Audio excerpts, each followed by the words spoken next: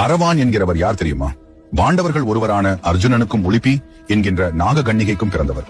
இவர் சிறந்த வீரர் ஆவார். பாரத யுத்தத்தில் தன்னை உயிர் பலி கொடுத்துக் கொண்டால் பாண்டவர்கள் வெற்றி பெறுவார்கள் என்று தெரிந்து கொண்டு காளிமாதா முன்னாடி தன்னை பலி கொடுத்துக் கொண்டார்.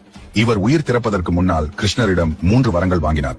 முதல் வரத்தின்படி தன்னுடைய உயிர் தியாகத்தை எல்லோரும் பாராட்ட வேண்டும் என்றும், 2வது வரத்தின்படி உயிர் பிரிந்தாலும் தான் முழு யுத்தத்தையும் பார்க்க வேண்டும் என்று வேண்டிக் கொண்டார். அரவான் தலை துண்டிக்கப்பட்டதும் அது பறந்து போய் மலை மேலே விழுந்ததாகவும் அந்த தலை யுத்தத்தை பார்த்ததாகவும் சொல்லப்படுகிறது. அதனால் தான் அரவான் கோவிலில் உடல் இல்லாமல் தலை மட்டும் வைக்கப்பட்டிருப்பதாக சொல்வார்கள். அரவானுடைய 3வது வரம் பலி கொடுக்கப்படுவதற்கு முன்னாடி தனக்கு திருமணமாக வேண்டும் என்கிறதுதான். உடனே கிருஷ்ணர் மோகினி வடிவம் எடுத்து திருமணம் செய்து கொள்ள அரவான் இறந்ததும் கதறி அழுகிறார் மோகினி.